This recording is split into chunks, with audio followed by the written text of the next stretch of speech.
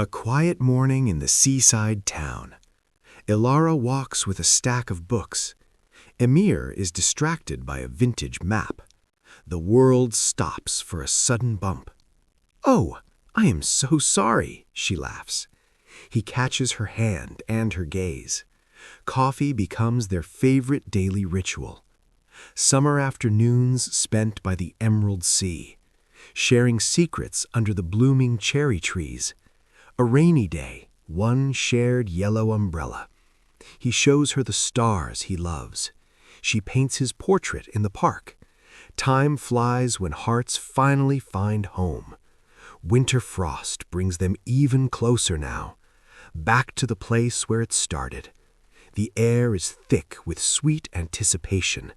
He takes a deep, nervous breath today. She senses something beautiful is about to happen. Emir drops slowly to one knee now. A velvet box reveals a golden spark. "Will you stay with me forever, Elara?" A joyful yes echoes through the room. The cafe erupts in cheers and applause. Their story is only just beginning today.